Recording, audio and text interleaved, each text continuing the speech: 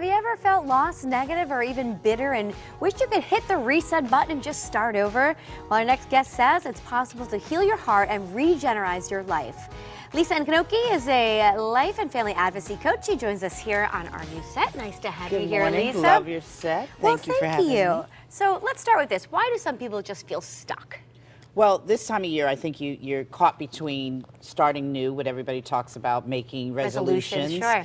But we usually try to say things about just make some ideas that you would like to try and play out through this year. I think people feel like failures if already the beginning, the first couple of weeks of the year, they haven't met their goals, which everybody sets up these lofty goals. Yeah. And instead should be just something that you want to carry on as a part of your way of life, to reset, recharge, and kind of renew yourself.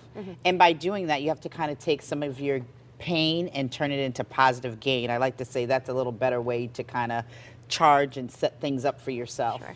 But ultimately, you have to have this inside of you. You have to have the desire to change. Well, right? I think you have to have the mindset The think that, you know, what am I going to do differently? If things keep happening the same, what can I do to change them? And you really have to do lots of reading, research. You have to have an open mind. I think that's the key, the open mind. Not everybody just automatically wakes up one day and says, hey, I need to do something different, because most of us just by nature think what we do as a pattern is fine. So I think it really takes, when you get sick and tired of being sick and tired, you kind of say, okay, let's do some reading. Let's see who do we look at that thinks, you know, that think things are going pretty well for, and can I say, what can we take from them and add to our life?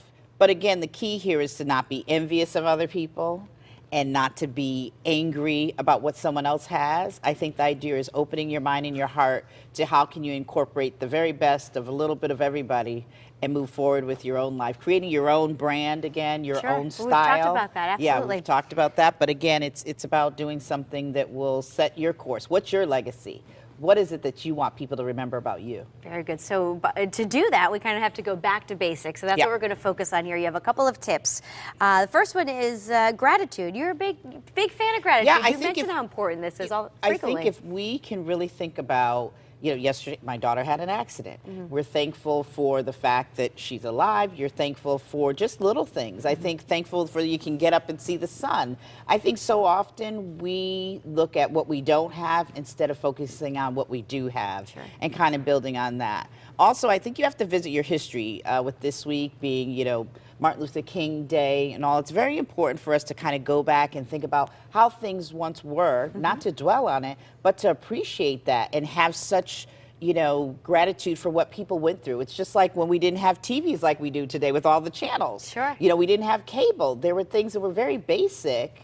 And there's some things to be appreciated for that. But what about the people that created the TV, that created the internet? Valid point. You don't think about that stuff. No, we don't think about it. We're just used to it, and we're used to the instantaneous of things, and we really need to think about how things were very simple, and it wasn't all that bad that things were simple. We just have to, again, think about the idea that we're grateful that we have cars and TVs and internet. And this probably goes hand in hand with your next tip of creating a praise circle. Yes, I think it's very important for you to appreciate other people's spirituality. People do things differently. Some people go to church every Sunday. I happen to be one of those people.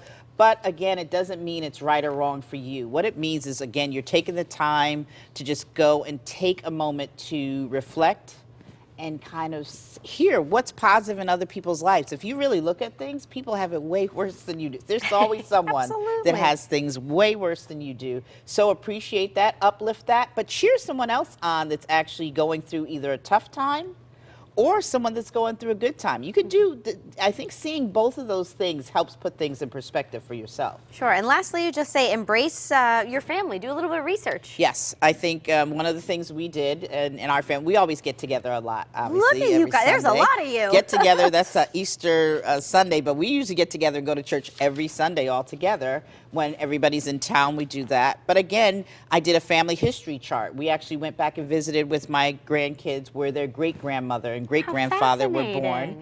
And, you know, I think having a perspective again of how things were simple at that time and how fortunate they are today. And also in terms of just history, in terms of race relations, all these things that you have to appreciate. But if we don't talk about things and face things head on, you'll never know what you're missing, or you'll never understand why it's so important for some people and not to others. Very good. Lisa, where can we find you? LisaNkonoki.com. Very good. Thank you so much for being here. Thank you.